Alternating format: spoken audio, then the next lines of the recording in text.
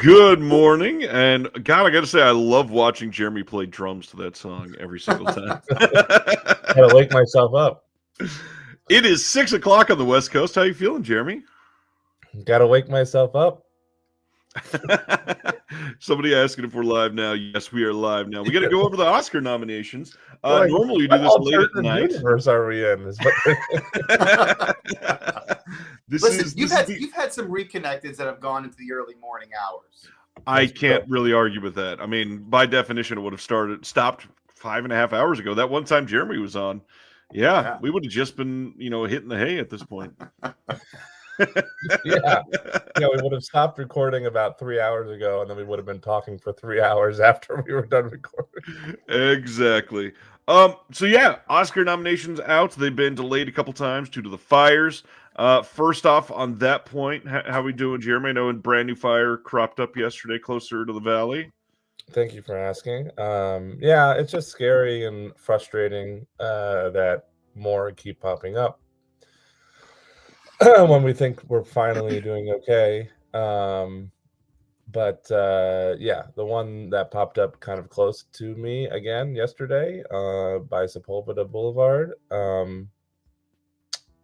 I woke up this morning to a notification that forward progress has stopped. So they seem to have that one under control now too. So we seem to be okay for now. Thanks for asking. That is good. Normally we do this on an evening, and we've been battling social media all day, but we can't do this tonight because we got Reconnected happening. So we figured, why not? Let's just do this freaking live right after they reveal them. And here we are, 6 a.m. on the West Coast. Before we get into it, thoughts on 2024 as a film year overall? What do you think, John? How was the year? Well, I thought the year was great, but I think every year is always great, but as far as the Oscar nominations go, I feel like this is the most wide open season that we've had in a long time. Like, I'm a little concerned that I'm going to be under 50% on some of these, these guesses. I'd be happy with 75%. It's as unpredictable as we've seen in years. But I think it's been an overall really good year for movies. It's maybe not great. I don't know that I've given any 5-star reviews this year. I've had a lot of 4.5s, but wow. I haven't gotten that 5-star movie yet. I've come pretty close. But I would say overall it's been a pretty good year.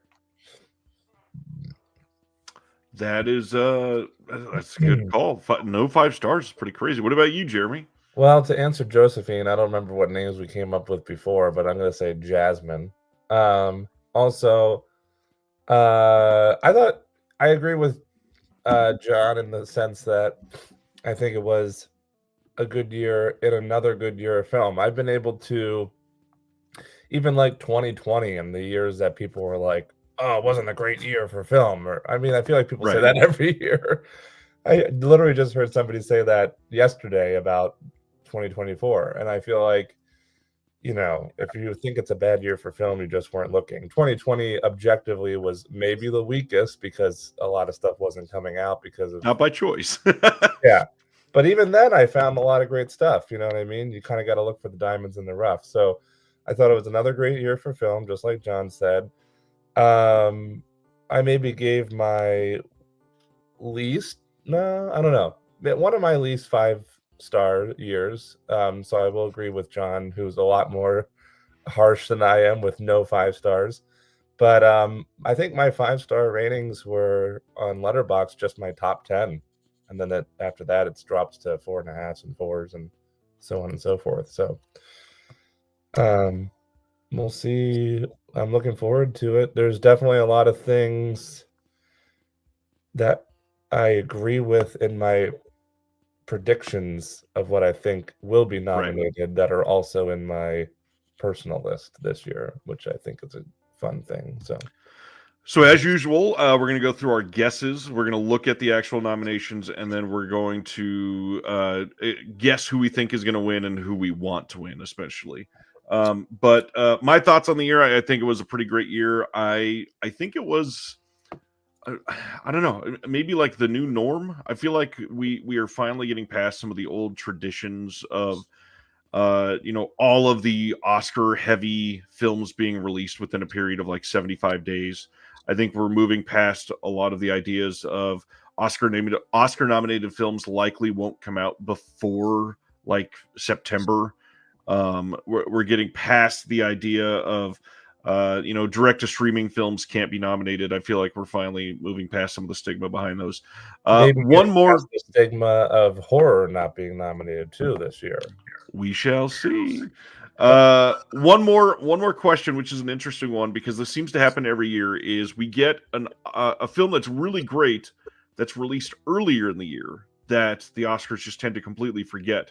Jeremy, what do you think is that one film that's going to get no nominations that probably deserved somewhere between 1 to 3 from earlier in the year?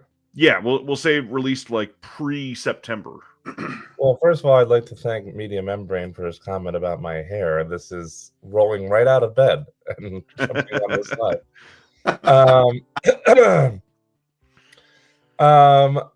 The movie I'm going to say, I don't know if they would have nominated anyways because I don't think it's a movie the Academy looks at, despite the fact that they should. But I'm going to say I Saw the TV Glow, which came out way back in April. Got it. John, what about you? What do you think? Well, the movie that came out early this year, Dune 2, I would say is the movie that, even though it's going to probably get a Best Picture nominee, I don't think it's going to get the insane number of nominations that it got for the original. I think that's a case where there's been a little bit of fatigue. It came out so early in the year. It's hard to believe that it even is a 2024 movie. But I feel like, Denis Villeneuve may not even get director, and it's not even eligible for score this year because it's too similar to the first one. So I see that as an example of a film that has really fallen off and not trending in the right direction. The one that I'm going to say I feel like nobody's talking about anymore, I'm going to go with Kinds of Kindness. Mm-hmm. I feel like a lot of people forget that even came out this year. Yeah, yeah. Everybody's quite nuts about Poor Things, and Kinds of Kindness is quite as good. The crazy thing with the way they released Poor Things in like half the world, that was a 2024 film. Oh wow! And he just had 2 films released this year, which when you look at what both those films are, that's a huge undertaking. All right, Reggie said, with no Fast and Furious film in 2024, the Best Picture race is wide open. Hey, don't discount The Crow. That's Fast and Furious 11 in disguise. All right, let's get into it. I just wanted to remind you guys real quick that, as you fellas know, I always wear a themed shirt for our streams. So I got my Honora shirt. Nice. Oh, nice.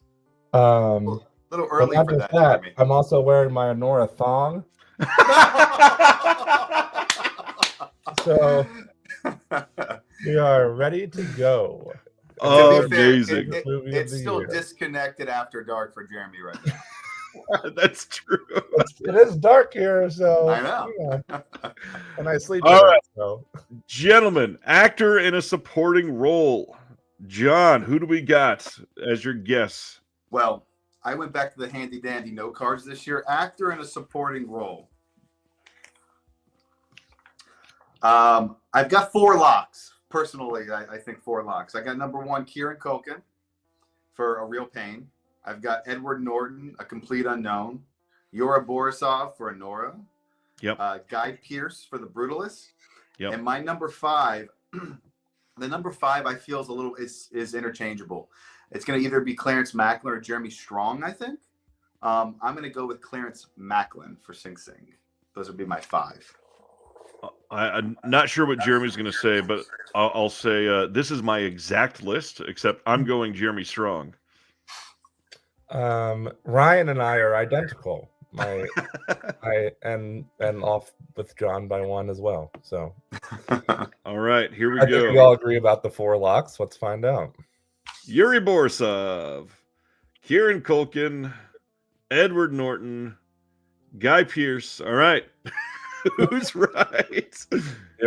Jeremy Strong. Oh, 5 out of 5. Not This is not a good sign for Sing Sing. no, not a good sign for Sing Sing. Well, and I didn't suspect it to be this year, unfortunately. That seems to be really overlooked. I mean, honestly, I'm kind of. I went with The Apprentice as a kind of jokey pick. I didn't think it was going to get much attention, but now Well, I think this is is. the only attention it's going to get, but we'll find out. I think this actually is a good sign for Mr. Stan in the lead role potentially. I mean, it could be an indication. It could not. Who do we think takes this? I think it's leaning Kieran Culkin on this one.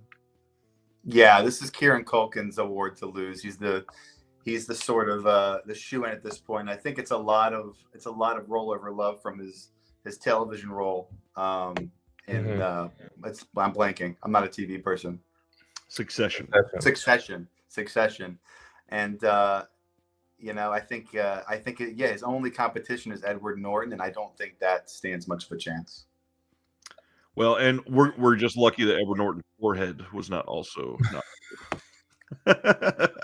I've heard some people think it could be an Edward Norton upset, which, I mean, I like Edward Norton, and he's certainly, long overdue, but I don't know. I think Kieran Culkin's been sweeping all the other awards, and it's certainly who I would like to win out of these people. So I'm still thinking Kieran, but we'll see what happens. All right. John, is that who you want to win as Kieran, or you got another idea? No. So I kind of went off the rails in all of my the way that we've done this in the past is we did our personal top 5. Is that what we're doing this year? Okay. We certainly can. I did not go through that much detail, but I love to hear it. Oh, Ryan. I did my homework. I did it too. I did it too, John. I got mine. Okay, good. So my number 1 performance would have been Clarence Macklin for Sing Sing. Oh, nice. I think he was the best part of that movie, even more so than Coleman Domingo. And I think it's a real shame that he didn't make this top 5 list. So that would be my number 1. My other people that I have on my list, I have Harris Dickinson for Baby Girl. I think anybody that can stand up to Nicole Kidman for 2 hours and like dominate her on screen and in narrative is impressive. Wouldn't we all? I have Jose Coronado for a film called Close Your Eyes, a Spanish film. I have Michael Shannon for The Bike Riders. He's in that movie for like 5 minutes, but every time for the rest of the movie, all I wanted was more Michael Shannon. And then for my I kind of feel that in every movie. Yeah, even in movies he's not in. I'm like, exactly. Yes, I mean that movie only exists to get to the next Michael Shannon scene. I swear. Yeah, and my number 5 is a wild one. I loved Russell Crowe in Land of Bad. Have you guys seen this? I have not yet. Okay. I have not, and I don't know if I want to. You need to see this. It's the latest submission in his like Schlock Renaissance. He's literally up there with Unhinged and Sleeping Dogs. Yes, and the Pope's Exorcist. He literally makes shopping for vegan cheese in a grocery store one of the most exciting scenes of the year. Just trust me. All right, I trust you. Jeremy, your list? Mine has 3 of the same as the nominees that I felt were deserving, which is Kieran, Guy, and Yora. I swapped out the other 2 for Dennis Quaid and The Substance. Maybe that's just because I know too many people like that in the industry. And thought he did it to a T and really just cracked me up. And Stanley Tucci in Conclave. Nice. So Tucci is always fun. The Tooch. How about you, Ryan? I am I'm mostly in line with a few on this list. I think Yuri definitely deserves it for this.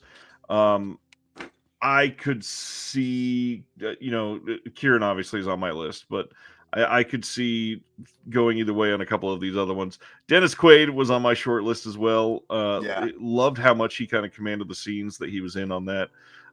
One that people are, it's definitely not going to be on any of the list of any of the nominees this year because I don't think it's going to get attention like that. But got to go back to somebody that was on the show this year that I know Jeremy knows well and all that. But Last Stop in Yuba County was quite an ensemble piece. But if you're going to look at any of them, I would love to see Richard Brake get nominated for supporting. Yeah, great. Obviously would never happen. But yeah, that would probably be the entirety of my list there. The last thing I'll say is that I do think, even though we all have some differences, that all these people are deserving. I think everybody was great. Jeremy Strong being the, that fifth slot that we didn't have as the 4 locks, was phenomenal in this role. I mean, he really did a good job in The Apprentice. So, before we get any further, I must put something out on the table. I have seen pretty much everything except for one major omission. I have not seen The Brutalist yet. I live the baseball offseason in Mississippi, and it has not gotten wide release down here yet. I want to see it on the big screen, and so I'm probably going to see it this weekend. So nice. You're not going to see a lot of Brutalist in my personal picks because I haven't seen the film yet. Fair enough. All right, costume design. I've seen literally everything, so yeah, we know. No blind spots. Except for what we just talked about for Russell Crowe, obviously. Yeah, except for that Gemma Russell Crowe movie. I got you on the first category, dude. Oh man, I'm not sure how that slipped by me. By the way, Jeremy. Go ahead. Sorry. One snub on the supporting actor role, probably Denzel Washington a little bit. He got a lot of buzz early on, and it is Denzel Washington, even though the movie stunk. Yeah. Right. For Gladiator 2, obviously. Exactly. Yeah. Costume design, Jeremy. What do you got for this? I have Gladiator 2, as John just mentioned. Wicked, of course. Nosferatu, of course. Dune Part 2, of course. And Conclave, I think. I think the first 4 are definitely correct. We'll see what happens. What about you, John? Conclave feels like a bit of a stretch there, but we'll see. I have 4 of the 5, Jeremy. I have Wicked, Dune, Nosferatu, Conclave, and instead of Gladiator 2, I went with A Complete Unknown. See, I was going to throw A Complete Unknown there. I don't know who it would replace, possibly Gladiator, but I'm sure that Ridley Scott would love to say that Gladiator 2 was Oscar nominated. Here we go. Costume design. A Complete Unknown. Okay. Conclave. There it is. Gladiator 2. Oh, something else fell off. Got a snub. Okay. Nosferatu. And no Wicked. No, Dune is what it is. They hate Dune. Okay, so Denis is probably not getting nominated for directing. Well, I didn't think that was going to happen anyway. This is exactly what you mentioned in the open, Ryan. This is a movie that came out so early. Yeah. I mean, how do you give costume design to A Complete Unknown and Conclave over Dune? And not Dune, yeah. It's a bunch of guys wearing robes. It is shocking. I mean, I think Conclave at least deserves it more than A Complete Unknown, which is just like, we're wearing 70s clothes or 60s clothes. Big whoop. Conclave is just wearing 2020s clothes, just from Italy.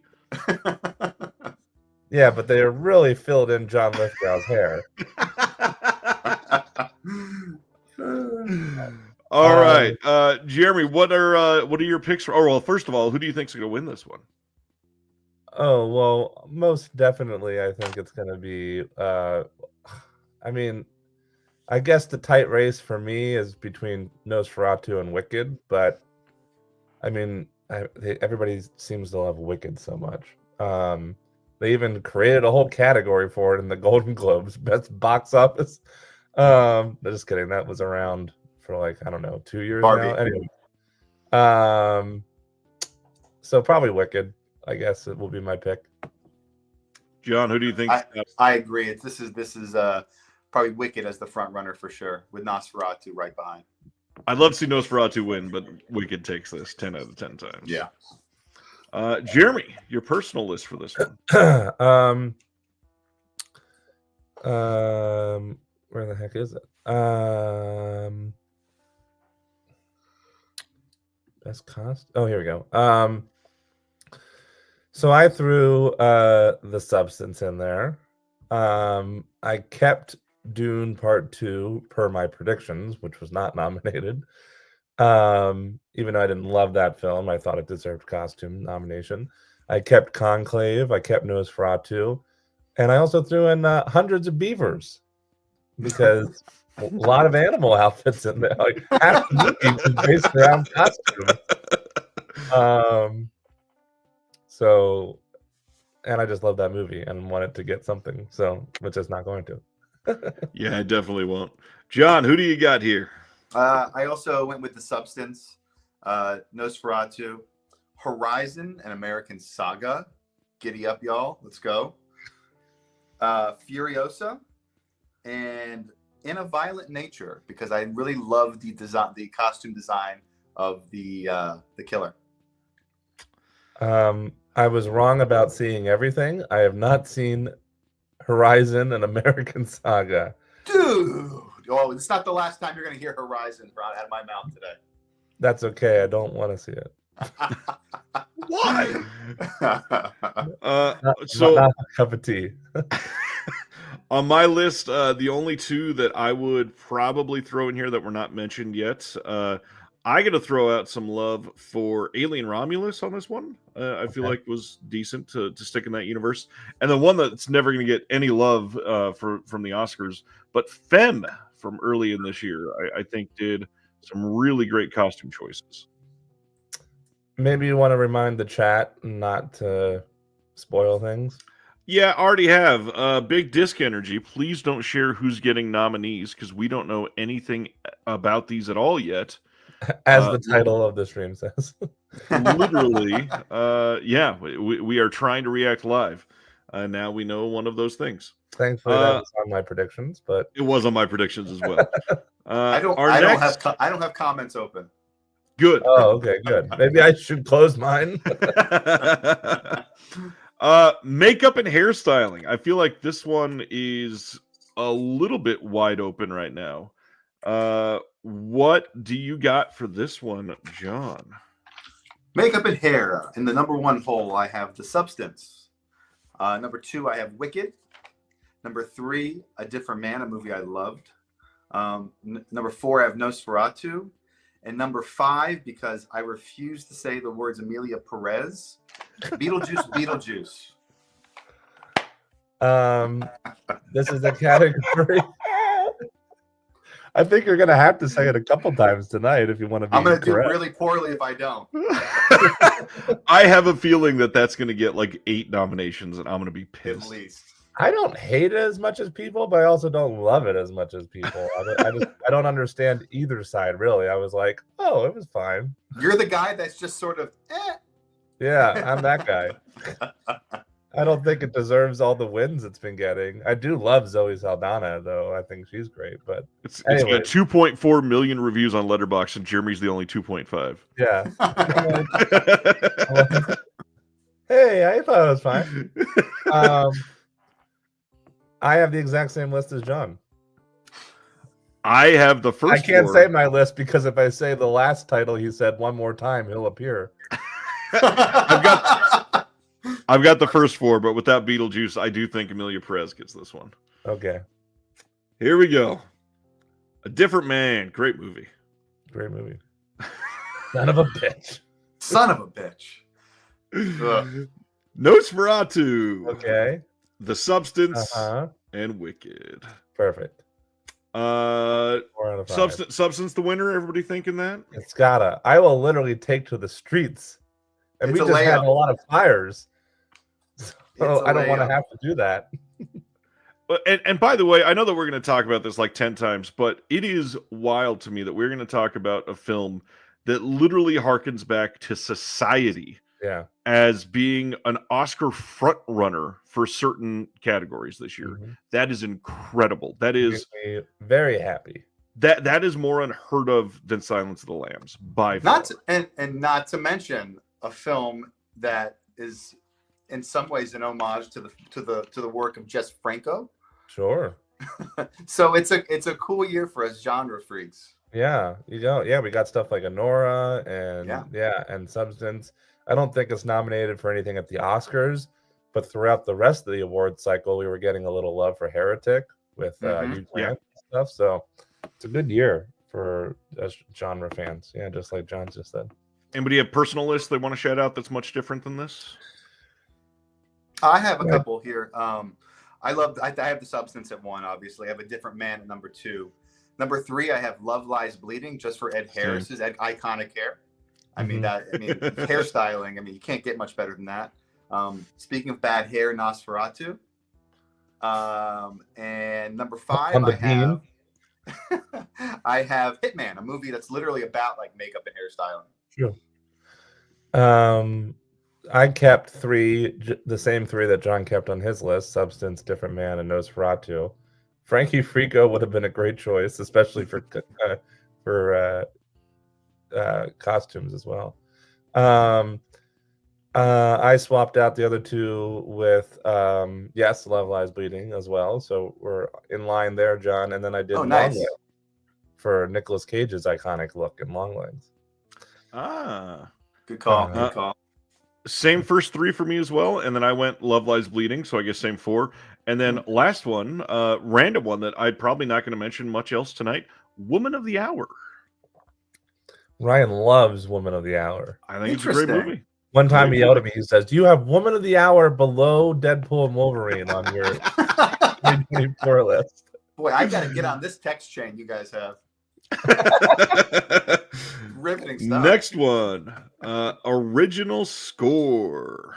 Oh boy, original score. John, what do you got predicting here?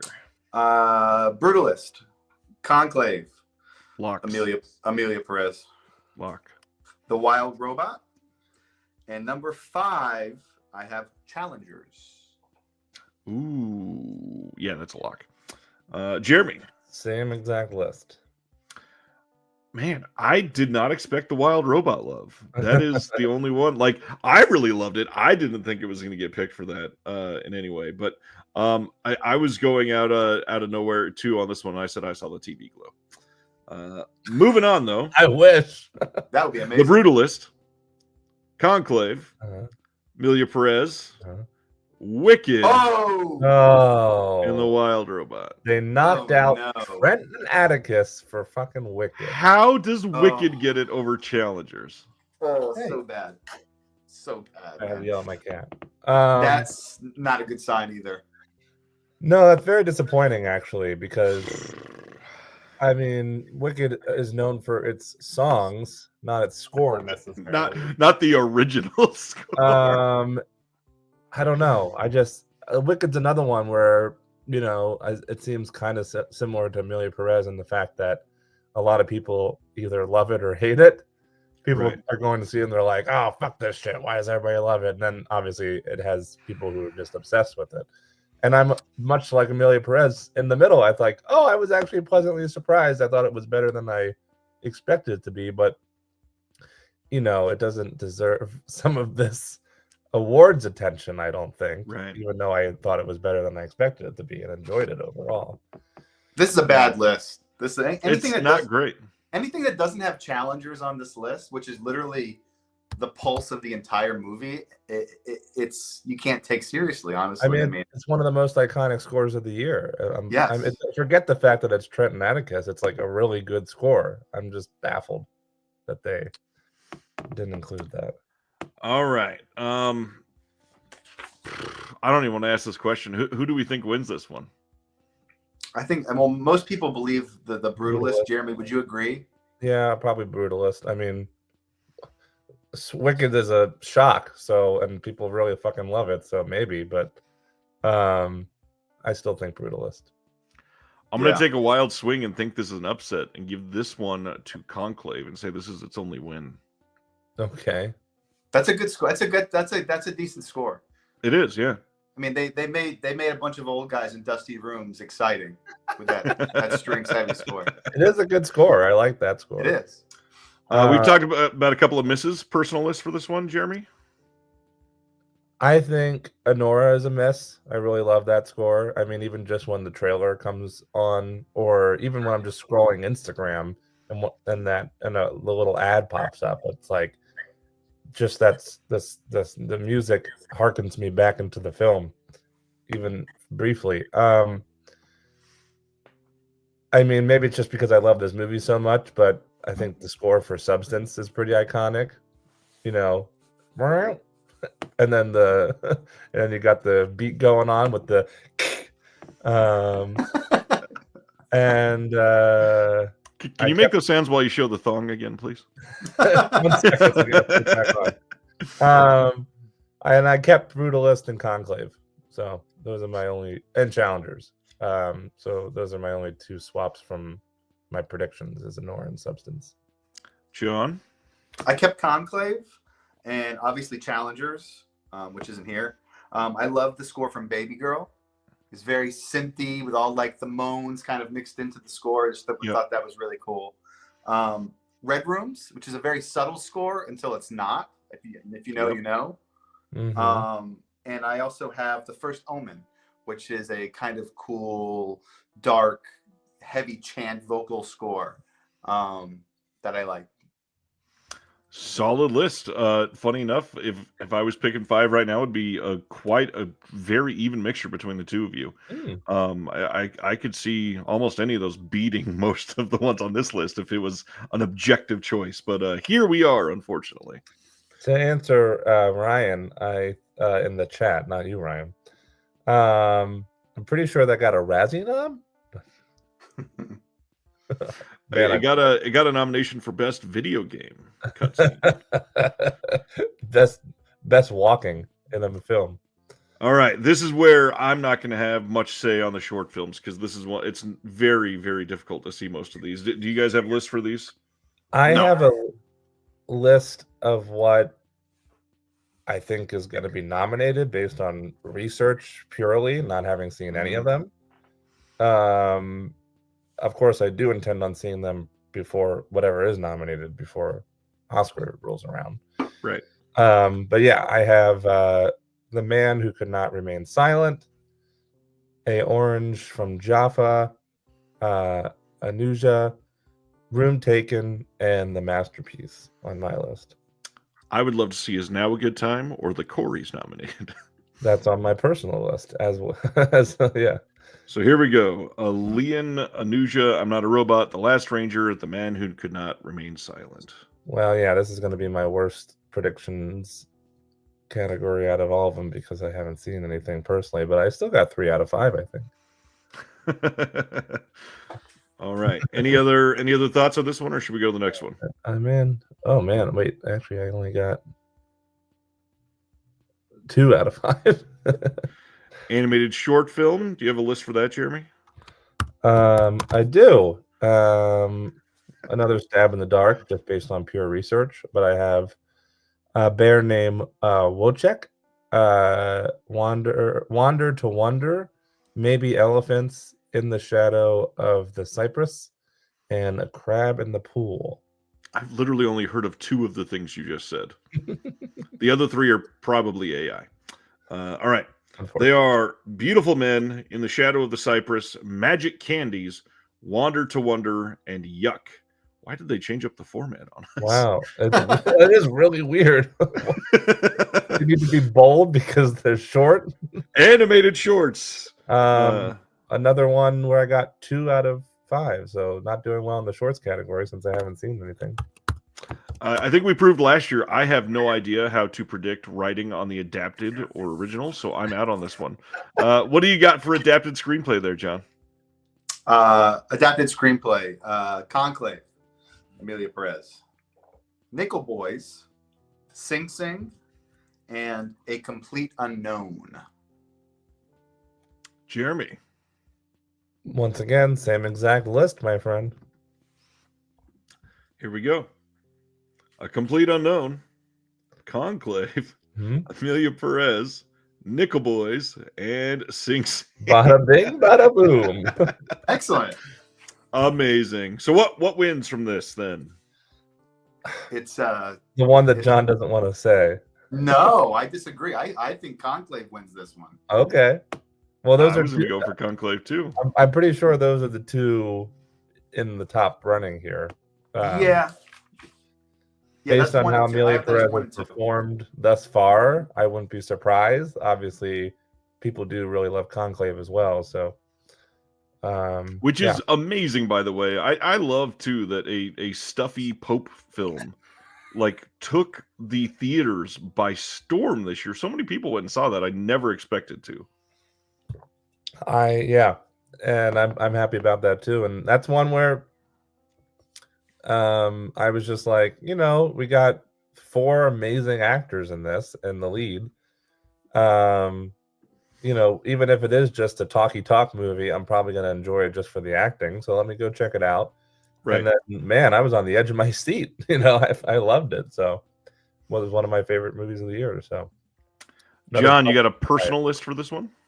I do. I would say Conclave is honestly probably my favorite screenplay. It's probably the strongest part of that film. I included The Piano Lesson, which is my favorite of the August Wilson adaptations. I also have Sing Sing from this list. I included Hitman, my favorite comedy of the year. And I put on my 5-hole, just for ha-has, Oh Canada, Paul Schrader's most recent film. Got to give a little love to Paul. It's sort of Indeed. complicated film. I really enjoyed it though. Do we have to give love to Paul Schrader? I know he's having a moment. He's having a moment. So John's here for the Schrader songs. I got it. Yeah. Jeremy, personal. I really switched mine up. I guess kind of like John, the only one I kept is Conclave, since I did really love that movie.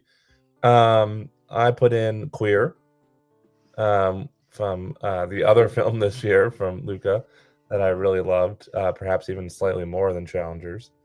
I put in the next 3 are super underrated ones that would never get anything at the Oscars, but sometimes I think about Dying, the film with Daisy Ridley, which I really loved and I thought went highly underlooked and underseen. The Beast, Bertrand Bonello film. We got 2 of those this year too, that and Coma. But this one is an adapted screenplay, and I really loved it. And then this little film called Touch that I really loved that came out early in the beginning of the year. That was an early one for sure. But I really liked it a lot, and that one's also an adapted script. So that's my list. So what about original list there, Jeremy? What are you guessing for this one? I'm guessing favorite film of the year and thong underwear wearing, Honora, The Brutalist, A Real Pain, The Substance. I think those are the 4 locks. John will probably agree. And then we got a little bit of an outlier as number 5 again, as usual. I put in September 5 because I think it's the kind of movie the Academy likes. What about you there, John? I was trying to decide that. I think your first 4 are also locks. I was trying to decide that 5-hole between September 5, Challengers, and Hard Truths. But I also went with September 5. Identical lists again. Hard Truth's probably not going to get much love tonight. Unfortunately not. I would have loved that to be on there instead of September 5. And honestly, we haven't seen anything yet. Do we think either of the Luca films gets really any attention? I think there might be one for Challengers that I put in here. Maybe I'm wrong. We might get to it when we get to it, but definitely nothing for Queer and maybe nothing for Challengers. All right, original screenplay. We got Honora, The Brutalist, A Real Pain, September 5, and The Substance. Why are 4 of those bold and one of those in italics? We'll never know. Is this Variety, Brian? No, Hollywood Reporter. Oh, we caught him too early in the morning. We got a question for Jeremy from the Cali Kid. Are you going to the sold out Honora screening with Sean Baker at the Vista? I am not Cali Kid, but thank you for the donation.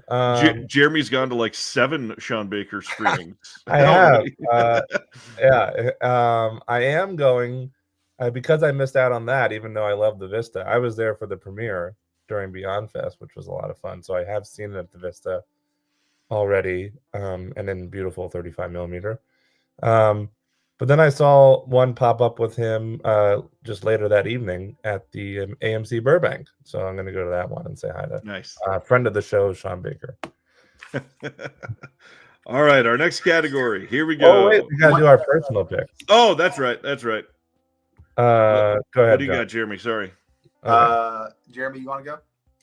Sure. I have a lot of the same because I did love a lot of those movies. So I have Honora, Substance, Brutalist, and then I swapped out the other two for one we mentioned earlier. I saw the TV Glow, which I just think is a phenomenal screenplay and severely overlooked. And another one of my favorites, Hundreds of Beavers. I mean, how much more original can you get? This screenplay is just scribbles. The whole thing's improv. All right, John, what do you got? If not for Amelia Perez, Hundreds of Beavers might be my least favorite movie of the year. Sorry. Oh,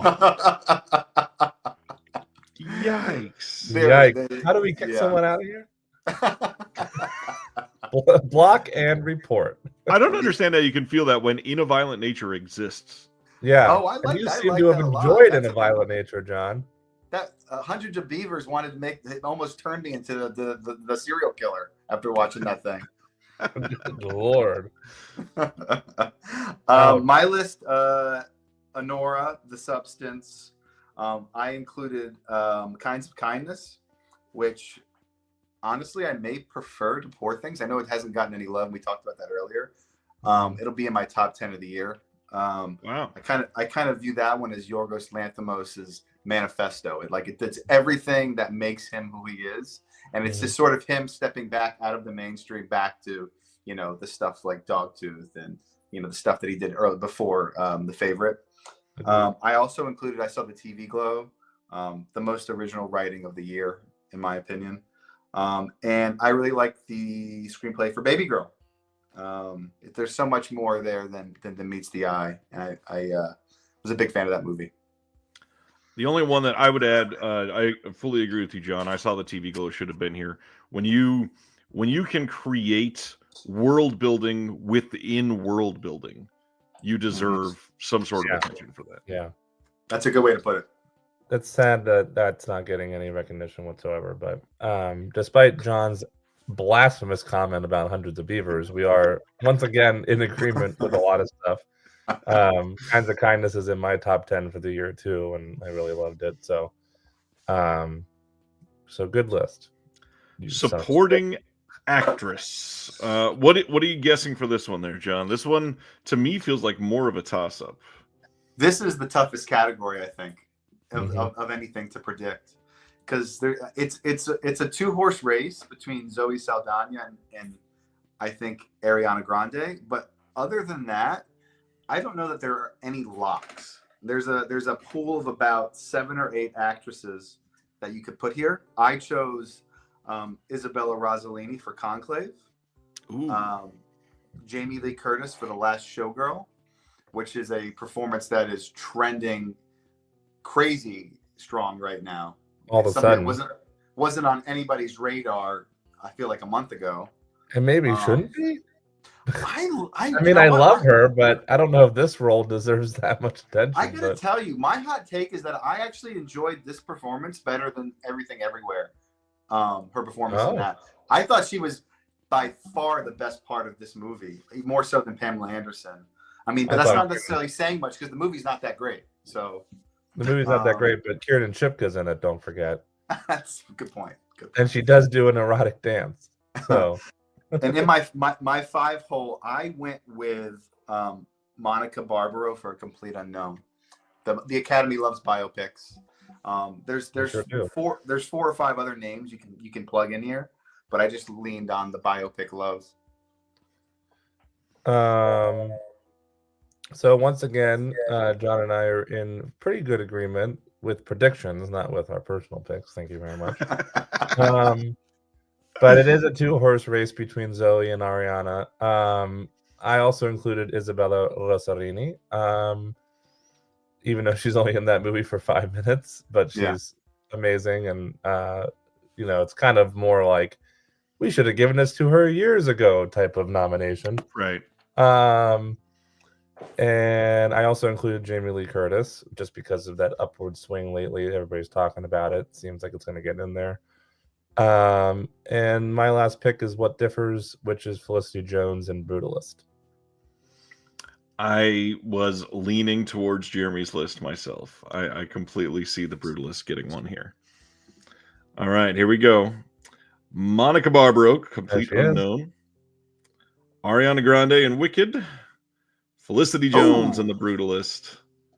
Isabella Rossellini and Conclave. And Zoe Saldana. Jamie Lee. No Jamie Lee. They said they gave it to her already 2 years ago, so. Isn't that funny? Oh, Amelia Perez. I mean, she's the best part of the movie, if there is a best part. She is the best part about the movie. If they wanted to nominate any movie about the trans experience, I Saw the TV Glow was right there. Right there. It truly was. And then instead, Amelia Perez is getting all this love. Again, I'm indifferent towards it. I'm in the middle, but like, you had another movie that's so much better with the same message right there. Well, the Academy loves a musical too. They sure do. Who do you got winning this, John? What are you thinking? I have Zoe winning this. Zoe Saldana. I think that's a given. Yeah. Yeah. I think Zoe followed very closely by Ariana Grande. Very closely. My friend Mike seems to think Ariana's going to take it, and I think that'd be crazy, but we'll see. All right. Personal list. Very curious to see what John's got here. Number 5, I actually have Jamie Lee Curtis because I did like that performance. Number 4, a movie that I feel like nobody's watched. Jennifer Esposito for a movie called Fresh Kills. It's the best movie you haven't seen this year. She also wrote and directed it. It's about basically mob wives and a mob family from that perspective in the 1980s on Staten Island. Highly recommend. Number 3, I have Carol Kane for Between the Temples. It's one of those performances you really can't take your eye off of. Number 2, I have Daniel Deadwyler for The Piano Lesson. It's just an absolute disgrace that this woman her last 2 performances haven't been nominated with this until. She'll have her Oscar one day, but it's a shame she hasn't already been nominated.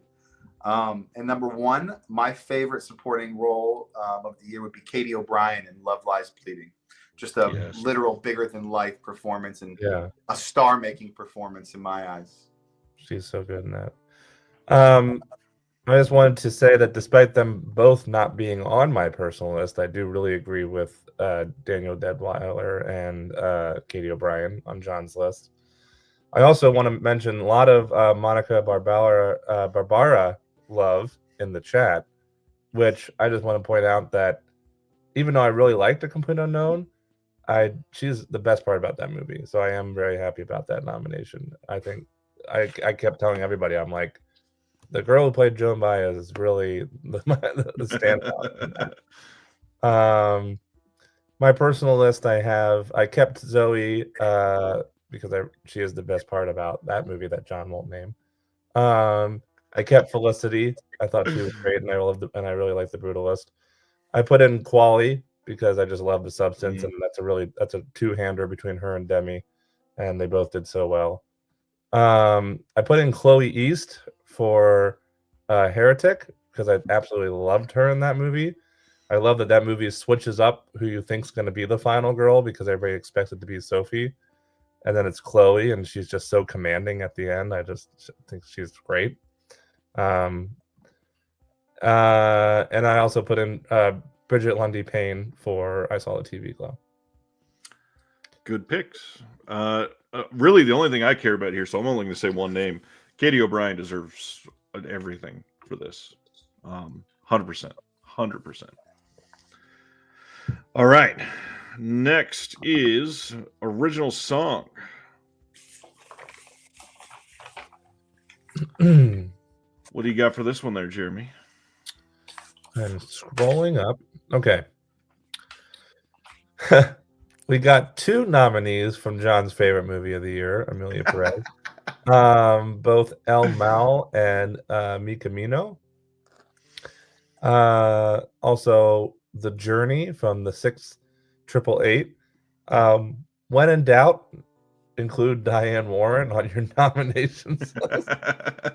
She's been nominated for the last 9 years in a row for this category. Never Too Late from Elton John's Never Too Late, because it's Elton John and it's the Academy. And Kiss the Sky from Wild Robot is what I predict. Glad you agreed on Kiss the Sky. Go ahead there, John. I got 4 of the same, Jeremy. El Mal, Mi Camino from Amelia Perez, Kiss the Sky from Wild Robot. I also included the Diane Warren film song, The Journey. But my number 5, I'm going to go with Sick in the Head from Kneecap. I would love for that. I would love to see that. Me too. That was kind of one of those ones where I was hopeful. I'm putting it out into the universe. Yeah. Unfortunately, I agree with Jeremy's list, but I want to see John's list. All right, we got Never Too Late. There it is. El Mal, Mi Camino, Like a Bird from Sing Sing. Oh, okay. The Journey from the 6888. So they got rid of Wild Robots, which is kind of upsetting. But Wow. Okay. I would have loved for them to rather than get rid of the Wild Robot songs, get rid of one of the 2 Amelia Perez songs. We don't need both of them nominated. Yeah. Can I make a comment about this list? Please. Is it the fact that half of it's bold and half of it's not, and it's a giant space in the middle? I'm so glad I didn't format this list. I'd be embarrassed. I'm not OCD about that kind of stuff. I just wanted to mention that it was announced, it was last night or this morning, that there will be no performances of original song this year at the Academy Awards. I think that's because 2 of the songs are from Amelia Perez and they're just god awful. So take that for what you will. That's what I'm saying. I mean, I got to be completely honest. Normally, I'd be very upset about that. But aside from the Elton John song, which it would have been great if he was there and performed it, I can't imagine really wanting to see any of these songs performed live. I don't even know what to say to that. It's so funny.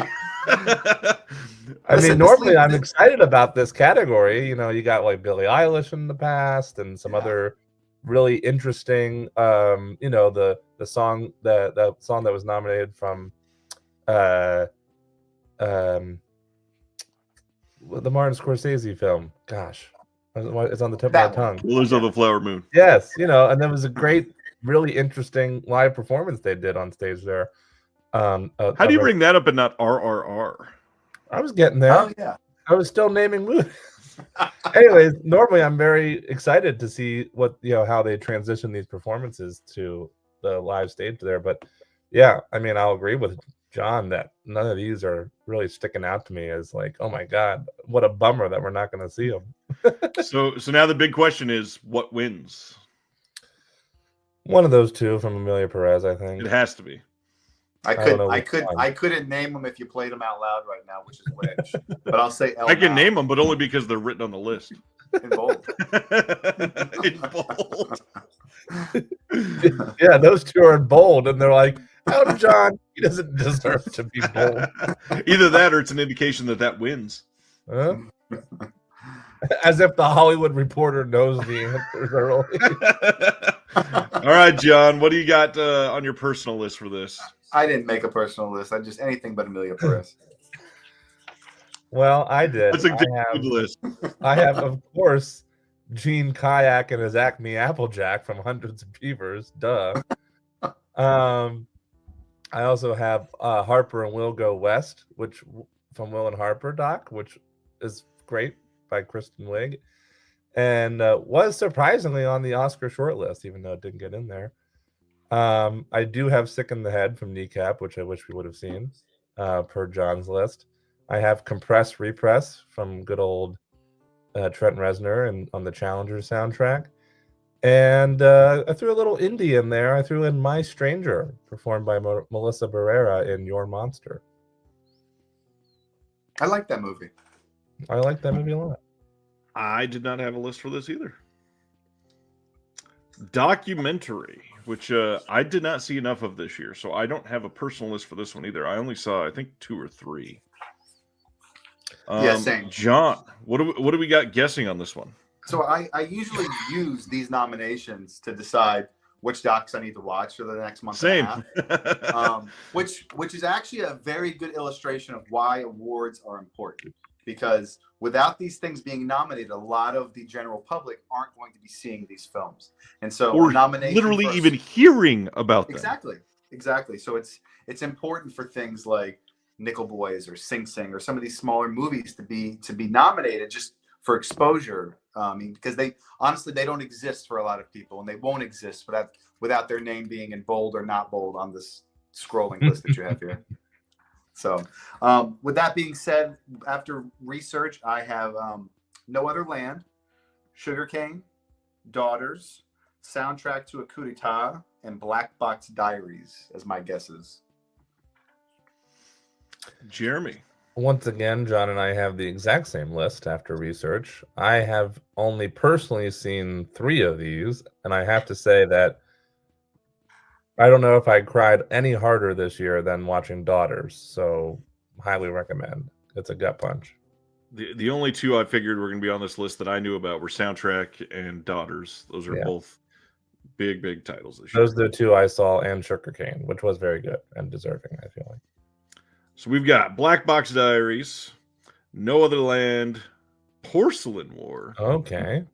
Soundtrack to a Coup d'etat. Oh, and Sugarcane, No Daughters? The one I just highlighted. Wow. That's a shame because that is a phenomenal doc.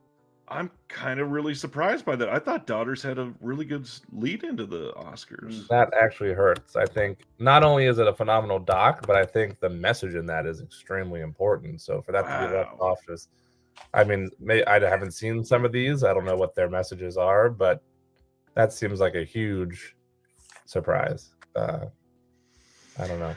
Do we have a guess on winners on this one? I had my number 1 hold No Other Land, but I know that's a controversial film, and I don't know that it's going to get the Academy love, but I'll say No Other Land. I also think it's No Other Land. So I'll take the wild swing then and say Soundtrack possibly takes this. Okay. Do you have a personal list, Jeremy? I do. Daughters is number 1. I'm just completely baffled by that. What a snub. Will and Harper, which I really loved. Kind of surprised the original song was shortlisted, but not the doc itself. Right. Kept Sugarcane on here. I put on this Netflix documentary Power about police brutality that I really loved. Thanks, Cali Kid. Yeah, I honestly love that movie. It's like I need to see Your Monster. It's not been super easy to see. I think it's in like my top 20 of the. It's pretty high up in the list. Yeah, I really loved it a lot. And lastly, a super underseen doc from this year that I went in expecting to love just from the name and the surface content, and then actually ended up loving even more from the message within it, which is Chasing Amy. Oh yeah. I definitely need to see that one too.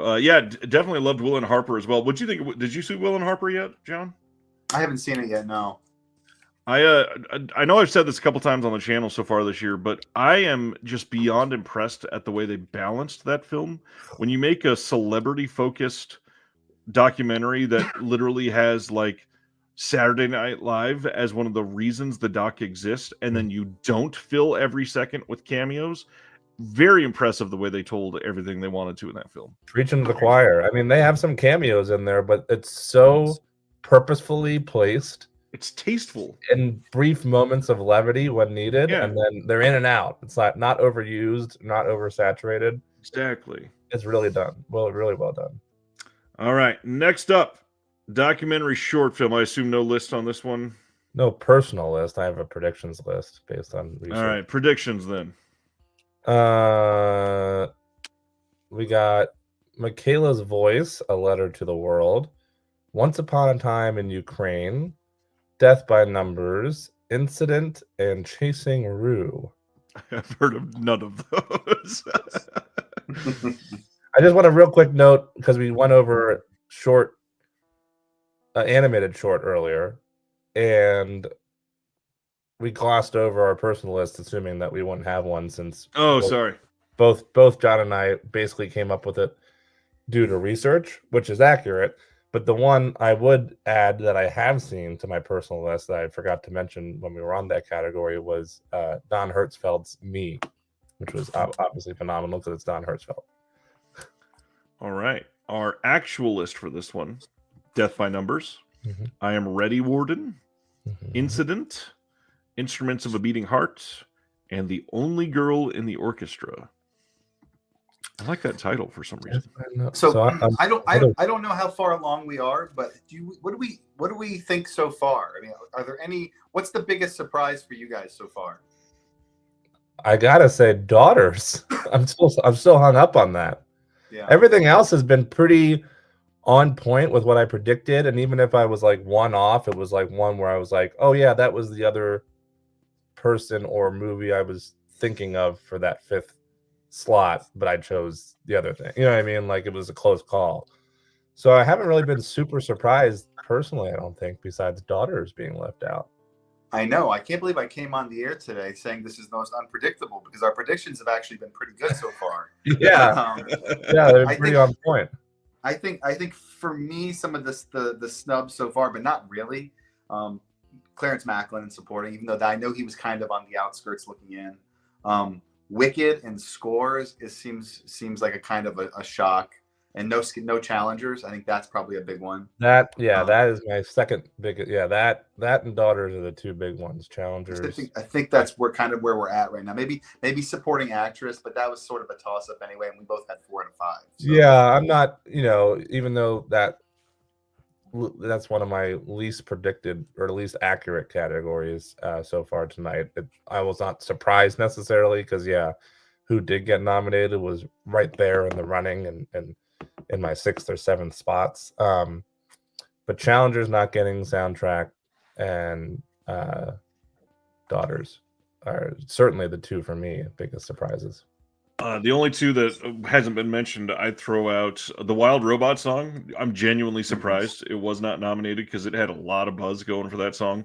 And then I don't know if it's a snub necessarily, but when you have a film like The Substance that is very specifically two people carrying the entire film, one you're designating as the lead and one is an incredible performance as well, Margaret Qualley probably deserves the nom there. I wish she would have been up there. Yeah, we know Demi is getting the nom later, so and the win probably, and probably the win. Yeah, I do wish. I'm not disappointed with that category. It's one where, again, I think pretty much everybody was deserving to be in there, but so I'm not exactly sure who I would have swapped out. I'd have to look at it again, but yeah, I really think Qualley should have been up there. All right, John. International feature film. What is your guesses here? Well, number one's a layup. Unfortunately, it's Emilia Perez. It's going to win. It's number one. It's certain to be nominated. Number 2, I have I'm Still Here. Number 3, I have Seed of the Sacred Fig. Yep. Number 4, I'm going with Kneecap. And number 5, I'm going with Flow. John and I have another very similar list until you get to number 5, which we differ on. 2 of which I'm very excited to see and have not yet. They're in my very small list of films I must see before I can finalize my 2024 best of list, which is I'm Still Here and Seed of the Sacred Fig. Both on my PGA Screeners app. I just haven't gotten to them yet. Of course, Emilia Perez is up there. And I'll also Kneecap like John, which I'm happy to see there because I love that movie. Saw it at Sundance last year.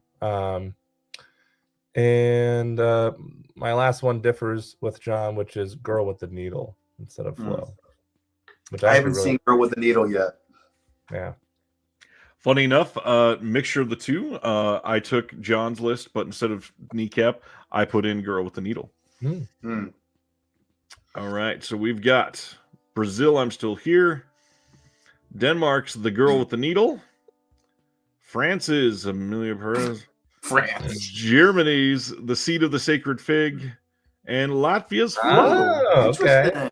Oh, so no Kneecap. No, Wow, Joe, you really you don't hit like Ryan? Kneecap. I hit all 5. Excellent. No original song. Oh yeah, good job, Ryan. No, a mixture of our two lists, and you did it.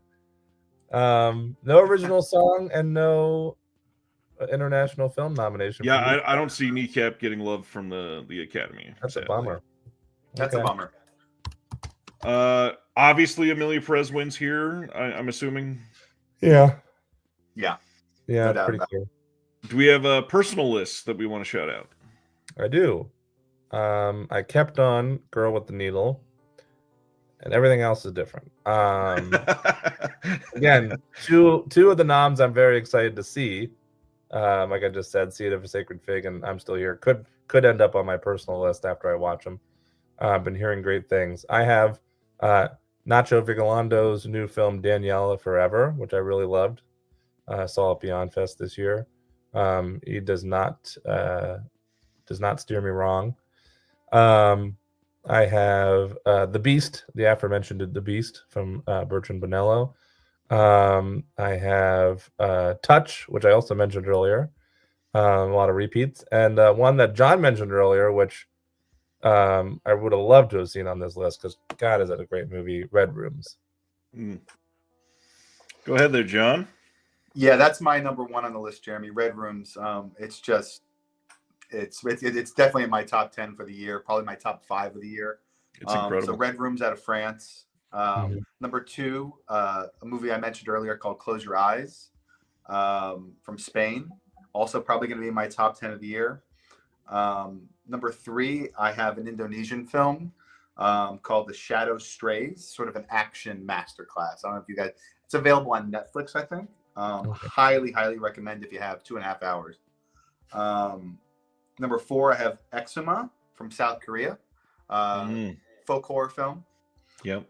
And number 5, I have The Devil's Bath out of Austria and Germany. It's also another folk horror film with a sort of Robert Eggers-esque layer of authenticity to it. I enjoyed that one. Yeah. Any love for Evil Does Not Exist from you two? I'm kind of surprised neither one of you mentioned that one. I had there been a 6th spot, that probably would have been on there. I was basically working my way down my personal list, and that was slightly below the ones that I have on my list. So, but yeah, I mean, I love that movie for sure. So, yeah, it would be in my top 7 or 8 for international for sure. All right, animated feature. This one is going to be an interesting one. I feel like we've got some very obvious choices here. Jeremy, what's on your list? I think we're gonna get. Actually, this is honestly the one I was most comfortable about out of pretty much any category. I think this has got to be the 5, and I'll be completely flabbergasted if there's not. Yeah. Wild Robot, Flow, Inside Out 2, Wallace and Gromit, Vengeance Most Foul, and Memoir of a Snail. That's a lock. All 5. Yeah. Yeah. I John, agree. any difference? I agree. There's not going to. The only wild card would be Moana, and it's not a wild card at all. No. Let's find All out. right, so we've got Flow, Inside Out 2, Memoir of a Snail, Wallace and Gromit, Vengeance Most Foul, and The Wild Robot. Bada bing, bada boom. Bingo. Anything that personal list that is different for either of you? John, I have not seen enough animation this year to have a personal list, but I do like. I think Wild Robot and Flow are 2 of some of the best animated films we've had in a long time. Agreed. And Memoir of a Snail is phenomenal. I kept those 3 on my personal list. I swapped out Inside Out 2 and Wallace and Gromit, both of which I enjoyed, with Robot Dreams, which is absolutely phenomenal. And one of my top 5 movies of the year, it's an anime called Look Back, which just completely gutted me. Like a babble. Now the big question. What wins this one? I feel like that is not a lock. I can see this being pretty close between a few of them. I think it's pretty close between Wild Robot and Inside Out 2, personally. With Flo getting international, I would be surprised if Flo won. I was pretty close on Flo and Memoir of a Snail. Oh, wow. Okay. People seem to really love Wild Robot, although now that they didn't get that Best Song nomination, right, they're not considering it as strongly. Who knows? And I gotta be honest, I think Wild Robot is my favorite animation of the year. Like the way that it was animated. It was a beautiful movie. All right.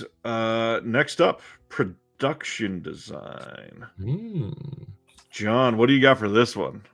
Production design. I have Wicked, The Brutalist, Dune, Conclave, and Nosferatu. Jeremy? Another 5 out of 5 similarities between John and I. I would have to agree. Yeah, I really think that's going to be it.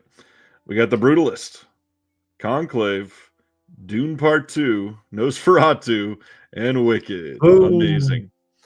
All right, what wins this? That Robot Dreams got nominated last year, did it? It did get nominated last year. Oh, okay. So they included that. Okay, well then I guess I have to take that off my list. I only saw it this year. And when I looked it up, it seemed like its wide release was 2024. And when I say this year, I mean 2024. We're in 2025. But good to know. I guess I forgot about that. Thanks for pointing that out. Who do we think wins? I think this is probably Wicked. I mean, yeah, it seems like it. Yeah. Maybe the Brutalist. I haven't seen it yet. I've obviously seen the trailer and stills, but that looks incredible. The production design isn't phenomenal in it, but I unfortunately think it is going to be Wicked.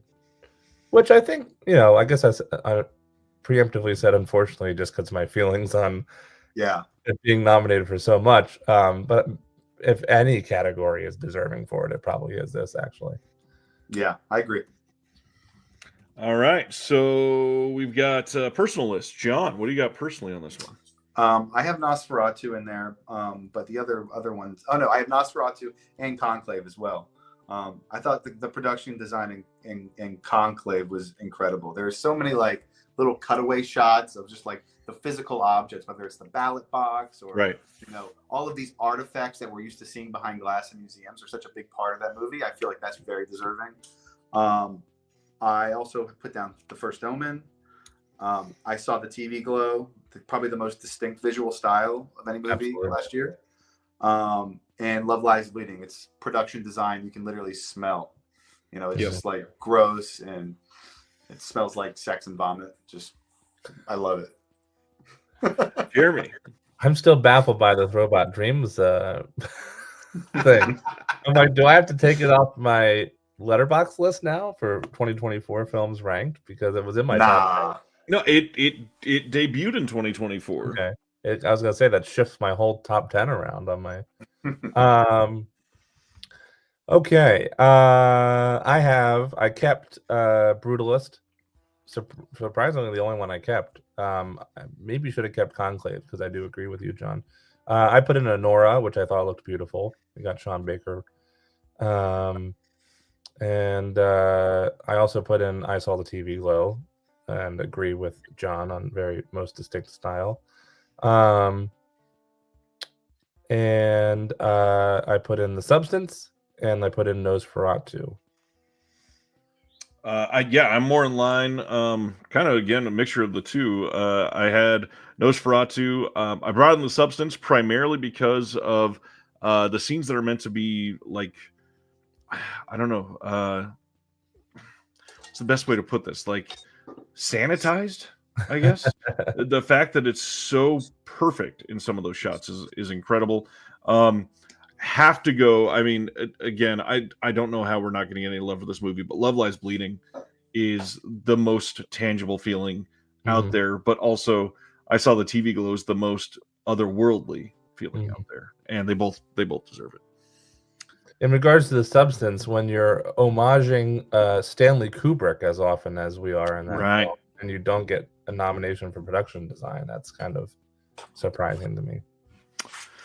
All right, guys. Next up is sound. I've been saying for a while, I think sound is one of the most important things being looked at in modern filmmaking, and what people are using as the theatrical experience Agreed. being more important is with So the sound important that they combined 2 categories into one. So, what do you got for sound here, Jeremy?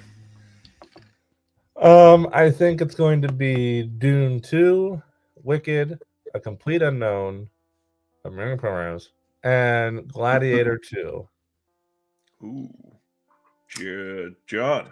I went 4 out of 5 with you, Jeremy. Dune, Wicked, Complete Unknown, Amelia Perez, and instead of Gladiator 2, which has it gotten any nominations yet? It has Just not. one. Just one. It did? Which Costume. Did it get costumes? Oh, it did it? Yeah. This movie has all the sounds. So I'm going to throw a Hail Mary and say Blitz, just to be a little different. Okay. My 5-hole. Yeah, that was up there in the predictions. I'm going to say the first 4, but then maybe one that just affected me, so I'm a little more swayed by it. I almost see kind of a technical nod here towards Nosferatu. The growls in this movie are incredibly memorable. Mm-hmm. His barbarian chant. Yeah. He's studied. So we've got A Complete Unknown, Dune Part 2, Amelia Perez, Wicked, and The Wild Robot. Wow. Okay. That's a bit big of a surprise. shocker. So they give it that, but not the original song. That's fascinating. I'm flabbergasted a little bit. Like, do they like Wild Robot or do they not like Wild Robot? I mean, it had great sound. I'm not going to put that down, but geez. This is one of those things where it's not on any precursors list or not in any kind of. Yeah, it kind of really came out of left field there. It wasn't on any. That wasn't on my radar at all. But good for Wild Robot. Choice here. Good movie. What do you got in your personal list there, John? Subaquatic wanted Brutalist on this list. Subaquatic wants Brutalist on everything. Sorry, Ben. You're starting to see a lot of the same movies on my personal list here. Number five, I have Baby Girl, just for Nicole Kidman's guttural climaxes alone. Number 4, I have Love Lies Bleeding. So many squelches and splats and just ickiness. I feel like the Foley artists were really having a good time making that movie. Number 3, Dune. I mean, just totally immersive. Number 2, I have Furiosa. Vroom Vroom, obviously. Number 1, the most immersive final 20 minutes, audio-wise, of any movie that I've seen in a long, long time. A movie that I didn't love, the movie that I only liked, Civil War. I was totally blown away by the soundscape in that movie. Seeing that movie in a movie theater, the bullets flying over your head, it literally made my eyes water. It was so immersive. It was the best part of that movie, for sure. Yeah, I was going to say, I really did not like that movie one bit, but I would agree that if it would get anything or deserve anything, it'd be best sound for sure. I kept Dune. I kept Wicked because it's a musical. I kept A Complete Unknown because it's a musical, in a sense. I also put in Love Lies Bleeding, and then I put in, good Lord. How do you kick someone out? What's funny is that's Ryan. That's the guest. I know he's going to be here later. I can't wait to jump in the chat and be like, "Why isn't the killer from In a Violent Nature the guest on Reconnected tonight?" And Alien Romulus was my final pick. Oh, see, I'm glad somebody else brought it up. That's the one I was going to say. The sound was kind of mind blowing in that, really, really immersive. One thing I get to shout out, because John mentioned it, it is a wild difference looking back on what we got 10 years ago for the last George Miller film that was in this universe. I don't think Furiosa is getting a single nom today. Nope. That is crazy. Nope. I feel like they already, similarly to Dune, I feel like maybe they already celebrated that filmmaker and that film that vision. I feel that as well. I mean, I did obviously like Fury Road better than Furiosa, although I still liked Furiosa. But yeah, it does feel like we did that already type of thing. Yeah. Yeah. Mm-hmm. All right, interesting one now. Visual effects. What do you got for predictions there, Jeremy? Scrolling up. We got Dune Part 2 again. We got Kingdom of the Planet of the Apes. We got Better Man, which, by the way, still just a biopic. Even you can put a monkey in there as your lead, and it's still just a biopic. I that's one I just don't understand all the love for. I'm like, it's a little bit better because of the monkey, but that doesn't distract from the fact that it's still a generic biopic. Gladiator 2 and Wicked. John, any difference? There are a few differences. I just want to point out that it's the year of the CGI monkey. I mean, between Planet of the Apes, Better Man, and the abominations that are in Gladiator 2, I mean, I mean, how bad was that CGI? I'm sorry, I refuse. To and Flow, by the way. Oh yeah, that's right. That's right. Good call. No, I have Dune, Kingdom of the Planet of the Apes, Better Man, Wicked, and in my 5-hole, instead of Gladiator, I think Jeremy had, I put Alien Romulus. I would prefer to see that. Yeah. I'm going with John's list. That's exactly what I had. I think this is the only nom for Romulus. All right. Alien Romulus. Well, great. I'm happy about that. I'm happy to be wrong. Better Man, Dune Part 2, Kingdom of the Planet of the Apes, and Wicked. Not just not bold, but a completely different font this time. Okay, great. 4 out of 5. 5 out of 5 for you guys. Silent Animal says, I thought you were all lubed up, but it's just light coming from my window. Yeah, I hate this. I keep dodging it. You're in a different space this time. Thoughts on visual effects? What's your list? Well, first off, what wins this? Dune. This is Dune's award for the night. Yeah, I mean, I think it's between Dune or Kingdom, probably, but probably Dune. I'm going to be the outlier there and say it's Kingdom. I think that Dune Part 2 is going to get primarily overlooked, and considering that the Planet of the Apes series is looked at as the epitome of green screen CGI at this point. Yeah, I mean, there was no doubt it was going to. Oh yeah, there was definitely a lock. And that's the only thing these movies seem to get each year they come out. But yeah, I mean, I wouldn't be surprised if it won. Personal list there, John. Personal list. I have The First Omen for that birth scene alone. In a Violent Nature for that kill. That kill. It is not. You guys don't like In a Violent Nature, huh? Not at all. I gave it 2 stars on I was being generous. Oh, I gave it 4 stars. I really was into it. Him tromping around the woods. I was into it, man. I'm upset they're wasting money on a sequel. I mean, I could tromp around the woods with a cameraman behind me, John. I'd rather watch that guy tromp around the woods for an hour and a half than that guy in the beaver hat. Oh. You can't even compare those two movies. I don't know. I gotta go. You can't even buy In a Violent Nature in a wood slipcover. Come on. Yeah, exactly. This is a physical media show after all. 3, I got Dune. 2, I have The Substance, just for the final 20 minutes alone. And number 1, I actually have Furiosa. Gotta give that love. Yep. Jeremy. I kept Dune on here. I kept Kingdom of the Planet of the Apes. I swapped out the other 3. I got Substance as well. I do have Alien Romulus on my personal list, even though I didn't predict it. And Deadpool and Wolverine, which I thought was fun. And more fun than Ryan thought. I've got Dune, Kingdom, Alien Romulus, and then kind of a mix of both of your guys' list. I don't know. This one's kind of a weird toss-up this year. I feel like it wasn't the focus as much as in recent years, which is nice to see.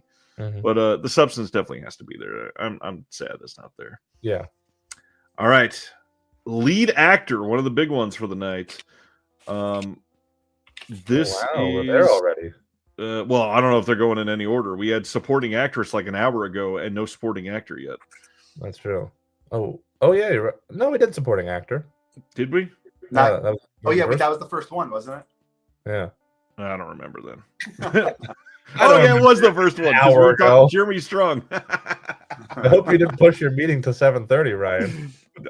No, I pushed it to 7:45. Okay. Yeah, we got like 20 minutes left. All right, what do we got for actor in the leading role there, John? What's your guesses? Actor in the leading role: Timothy Chalamet, Adrian Brody.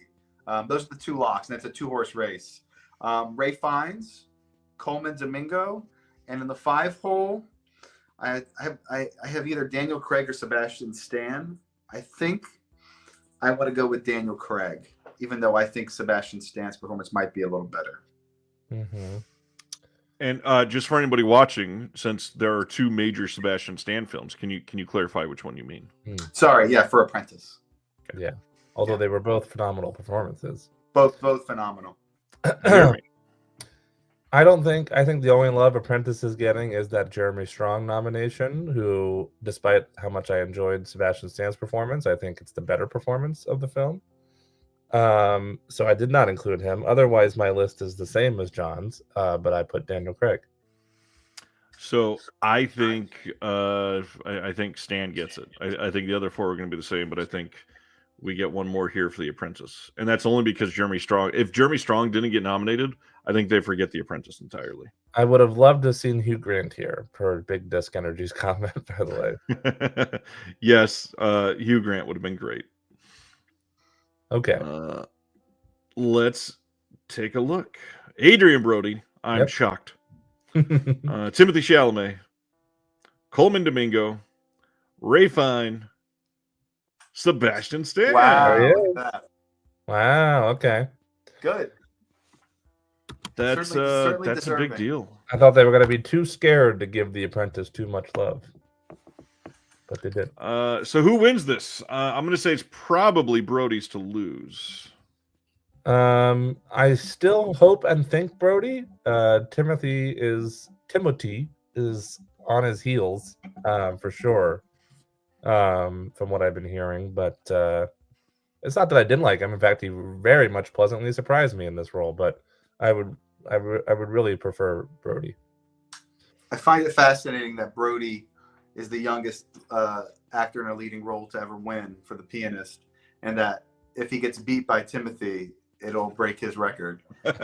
Literally, it's a great story. That is, yeah. And so I think I love this horse race here because I obviously haven't seen Brutalist yet, but I love Brody.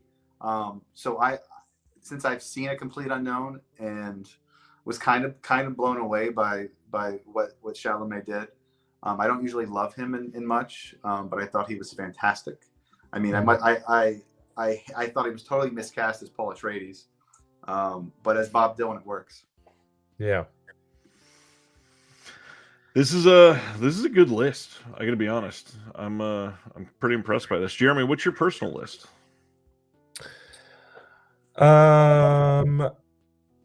Almost exactly the same. No, actually not. I kept Adrian Brody. I kept Rafe. And the other 3 are different. I put in Hugh Grant, aforementioned Hugh Grant, who I would have loved to see in there. I put in Ryland Bricks and Nicole Twos from Hundreds of Beavers. Because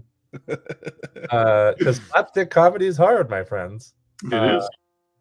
And Justice Smith, and I Saw the TV Globe. John. Personal list, number 5, Josh Hartnett for Trap. Welcome back, Josh Hartnett, back-to-back. Hell awesome yeah. roles. Kind of walks that fine line between serial killer and girl dad, which is I can relate to these days. Number 4, Sebastian Stan, The Apprentice. Number 3, Sebastian Stan, A Different Man. Number 2, Timothy Chalamet, Complete Unknown. And number 1, my favorite performance of the year, Dev Patel for Monkey Man. Hell yeah. Wow. That's a good show. His blood, sweat, and tears are literally on the screen. And of course, you haven't seen The Brutalist yet, so you couldn't include I have not. them. I have not. That could change. The only one I'll throw out there, which again we knew it wasn't gonna get any love. I truly love Jim Cummings in Last Stop in Yuma County. Mhm. He's so great in that movie. Oh, you just reminded me, Ryan. We briefly touched on this, but in live action short, in personal picks, besides Is Now a Good Time, Jim Cummings, and Corey's, which you both mentioned, I also threw in there Chime, Kurosawa's new short film. Yep. All right. Actress, then. That's where we're at. To me, this is the most contentious category for this year, I think. Yeah. Jeremy, what are your guesses for the nominees here? Demi Moore. Once again, I think we have 4 locks, as we did with a lot of categories, with a kind of 5th. Yep. Maybe that could be 1 or 2 or even 3 people. Demi Moore, lock. Mikey Madison, lock. Carla Sofia, lock. Cynthia Erivo, lock. And I put for my 5th, Fernanda Torres from I'm Still Here. John. I've got the 4 locks: Demi Moore, Mikey Madison, Cynthia Erivo, Carla Sofia Gascon. And number 5, I'm hesitant now since Jamie Lee got snubbed, but I'm going with Pamela Anderson for The Last Showgirl. Wow. Mm-hmm. Kiernan Shipka in The Last Showgirl. The real lead of the movie. I think the only other person that could get it, other than those guys, is Marianne Jean-Baptiste. Oh, well, I would love for her to get it because she was phenomenal. I know on near the top of the list was Angie for Maria. She just hasn't had any of the precursors. I know she started the season like as a favorite, but she just has gotten nothing. Maybe that'll change. Ryan, what do you have? I've got the 4 locks, and then I did go with the Maria pick. I think that it had early buzz, and I think it pulls through here somehow. We've got Cynthia Erivo, Carla Sofia Gascon, Amelia Perez, Mikey Madison, Demi Moore. How do we do this? Like, the one that we're always contentious on is always the 5th pick. I love it. Fernanda Torres. All right. Still here. Good job, Jeremy. Thank you. I need to see the film, but yeah, it's got a good storyline, that nomination. I need to see it too. Still, I heard it's great, and I heard she's phenomenal. So looking forward to it. So now the question: who wins here? I know that a little earlier on, some people thought this was a lock, but now this seems to be a little bit of a race. What are you thinking on winner here, John? Well, I think if you, I mean, for most of the year, it was Mikey Madison. Like, that was the acknowledged favorite for the year. But the Demi Moore, avalanche is happening, and I think she has to be the favorite right now, especially after her speech at Globes. Yeah. It's just, I don't see her losing steam. Yeah, I agree with John. I mean, I love Mikey, and the thing is, I don't think anybody thought Demi was going to be nominated, and I'm happy she is. Prior to her getting all this buzz and getting nominated to Golden Globes and winning and everything, that's when everybody thought it was going to be Mikey, and I was thrilled by that. I mean, because that's my favorite movie of the year. I think she is phenomenal. But I think Demi has earned it, not just in this movie, but throughout her entire career. And arguably, she went through more of a transformance in her role than Mikey did, as much as I love Mikey. So I would say Demi for sure. I am going to have to say Demi wins this. I mean, even just the story of like the pure 1-to-1 what this is like for Hollywood actors. I think she's got to win this one. Personal list. This is where I think it gets super interesting because, man, there are performances that would never get nominated. Just throw a couple out there. Naomi Scott in Smile 2 has to get brought up. Good call. I think that she is absolutely incredible in it and is the only reason that movie is what it is, which is great. Not talked about much tonight. Willa Fitzgerald in Strange Darling is incredible. Gosh, I could go through so many more, but Kristen Stewart in Love Lies Bleeding deserves a lot of attention here and is not going to get any. Those are the big ones, and I'd probably keep Mikey Madison and Demi Moore. What about you, John? I also would keep Demi Moore and Mikey Madsen. I would add Juliette Garippi from Red Rooms, the lead from that movie. Yeah, Just she's totally great. just a mesmerizing performance. I've said it 1,000 times already. Nicole Kidman and Baby Girl, another iconic performance for her. Just kind of brave work too. And I also included Nell Tiger Free for The First Omen, the kind of the closest Great thing we've had to Isabella Gianni's performance in Possession. Yep. I agree with both of you.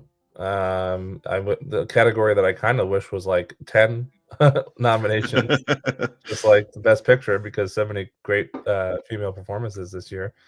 You know, you got AMC Mommy, Nicole Kidman, and that John mentioned. All three of the ones you said, Ryan, are definitely way up there.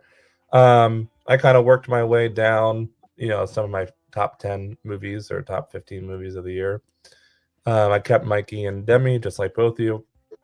I put in Marianne Jean Baptiste for Hard Truth, because phenomenal, as we mentioned earlier. I put in Zendaya for Challengers. And I put in Julianne Nicholson for Janet Planet, which is an underrated movie that I loved this year.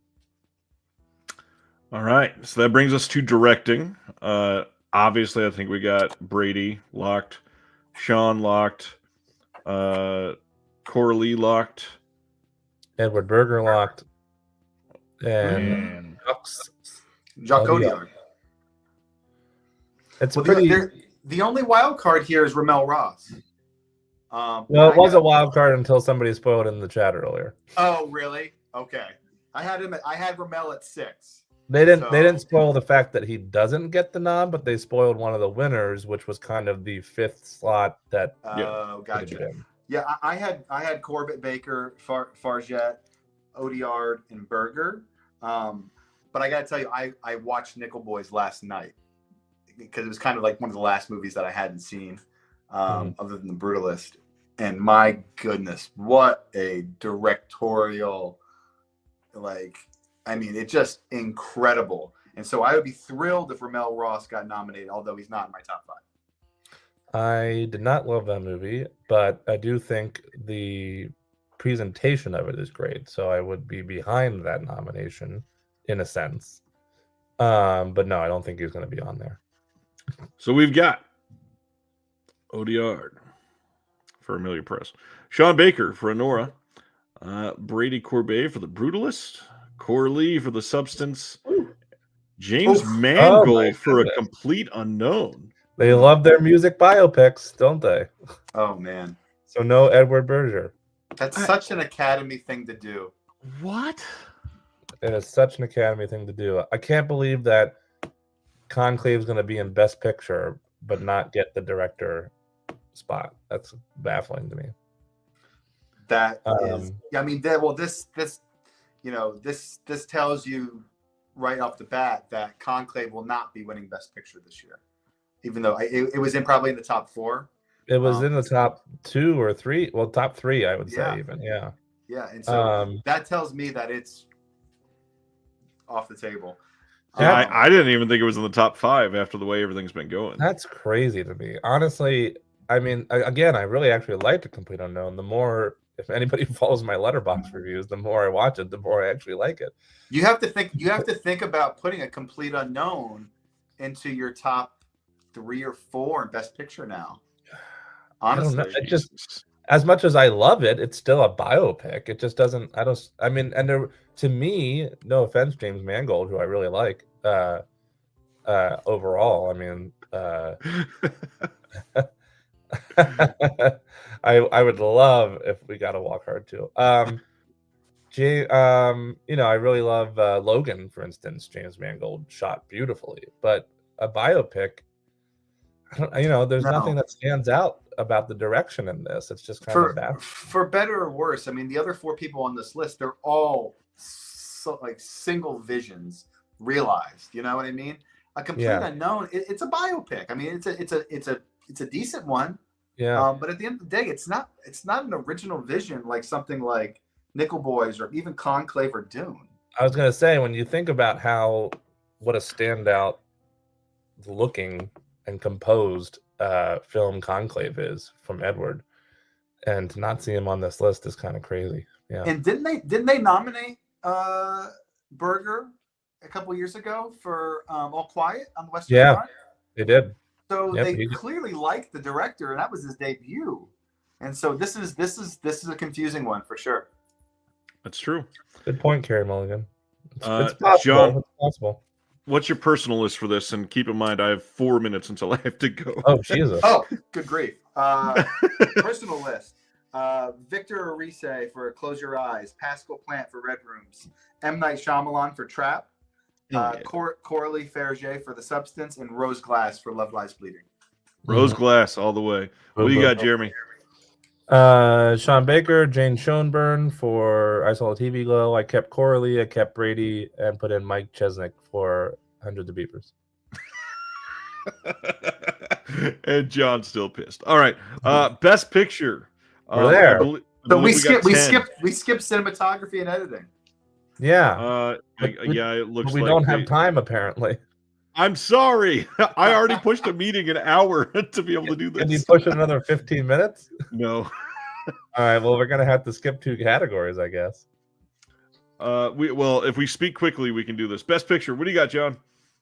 Honoria, Amelia Perez, The Brutalist, Conclave, Wicked, A Complete Unknown, The Substance, Dune Part 2. Those are the locks. We need to decide between A Real Pain, Sing Sing, Nickel Boys, and September 5. I'm going with Nickel Boys and Sing Sing. I would agree. I agree 100% with John, except I did A Real Pain and Nickel Boys. Oh, on my list. I don't think A Real Pain gets it, sadly. Well, someone spoiled that in the chat too. So here we go. Honora, The Brutalist, a big gap. A Complete Unknown, a big gap. Conclave, Dune Part 2, Amelia Perez, I'm Still Here. Wow. Ooh, that is Nickel Boys. That means no Sing Sing. The Substance, Wicked. Whoa. So no Sing Sing and no A Real Pain. What else are we missing? Oh. Wow. And I'm thrilled to see Nickel Boys there. That makes one of you. On this Hollywood Reporter thing, it says more to come. So I didn't skip anything. They weren't listed. They skipped. Maybe you have to refresh. Maybe you brought it up too soon. They were still doing live. Maybe. Let me refresh. Yeah. Now that we've seen all of those. Whoa. And try and find film editing. So I'm Still Here. That's crazy. That's the biggest surprise. That is a huge surprise. Nobody predicted that popping in the Best Picture noms. That's crazy. Editing, we've got Honora, The Brutalist, Conclave, Amelia Perez, and Wicked. Okay. Cinematography, The Brutalist, Dune Part 2, Amelia Perez, Maria, and Nosferatu. I have Maria. No Conclave there either. Wow, they really Conclave is on editing. Conclave compared to the rest of the awards season. That's nuts. All right, well, Ryan's got to go. I'm going to go watch the live stream anyways, the replay of the live stream, because Rachel sent it. And I need to double check those last 2 categories that we flew by way too fast. I'm sorry. Love you guys for doing this every year. Hope everybody enjoyed that. We'll see you tonight for Reconnected with Ryan Gallen from the New World Pictures podcast. Have a good time. Be safe. We'll see you soon. We'll see you Oscar night. Later. Thank you for watching The Disconnected. On the way out, make sure that you are subscribed to the channel, that you've liked the video, and that you've copied the link to be able to share it with someone else that may appreciate this.